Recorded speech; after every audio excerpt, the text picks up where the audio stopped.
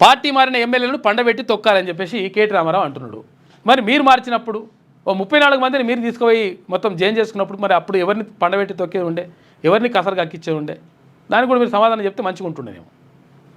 ఎందుకంటే యాక్చువల్గా ఈ వ్యాఖ్య చేయడానికి కారణం ఏంటి అంటే, అసలు యాక్చువల్గా అందరు అడుగుతుంది ఏంటి అంటే, మీ చెల్లె దయ్యాలన్నది ఎవరిని, ఏం కథ, అసలు యాక్చువల్గా ఈ విషయం ఏమైంది, ఎందుకు లొల్లి అవుతుంది, మీ లోపల మీ పార్టీ లోపల లొల్లి ఎందుకు అవుతుందని చెప్పేసి అందరు అడుగుతుంటే ఆ విషయం పక్కకు పెట్టేసి ఈ విషయం ఎత్తుకుంటారు అనమాట. అట్లా మనతోనే ఉండి వెన్నుపోటు పొడిచారని చెప్పేసి కేటీ రామారావు ఇవాళ గుర్తుకొచ్చిందా? చేసి ఎన్నో రోజులే, నెలలు అయిపోతుంది, 10 నెలలే, 10 నెలల నుంచి లేదు ఇవాళ మళ్ళీ ప్రత్యేకంగా ఎత్తుకున్నది. అది శతాబ్దపు అతిపెద్ద మోసం కాంగ్రెస్ అభయహస్తం హామీలు, కాంగ్రెస్ దరిద్రాన్ని ఇన్నాళ్ళు చూడాలని చెప్పేసి ప్రజలు బాధపడుతున్నారు. ఢిల్లీ పార్టీలను నమ్మితే అరచేతిలో వైకుంఠం చూపించాయి.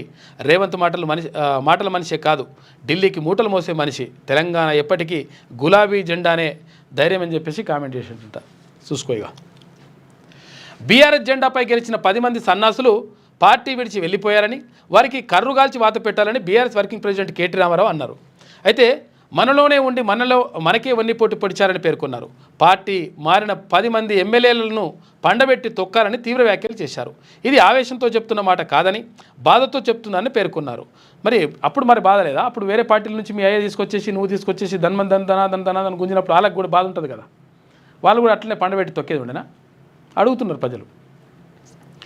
సో అంటే అట్లా అని చెప్పేసి పార్టీ మారాలని చెప్పేసి మనం కూడా అంటలేం. పార్టీ ఏ పార్టీలు అయితే గెలుస్తారో ఆ పార్టీలోనే ఉండాలి. ఎందుకంటే ప్రజలు మీరు ఆ పార్టీలు ఉంటే మంచి జరుగుతుందని చెప్పేసి వేస్తారు ఓట్లు, కాబట్టి మీరు పార్టీ మారడం కూడా కరెక్ట్ కాదు.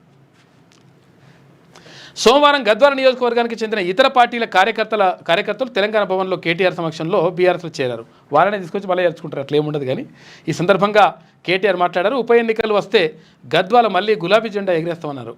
అట్లా అనకపోతే ఏమంటారు? ఏం ఎగరదంటే మళ్ళీ వాడు ఉంటాడు.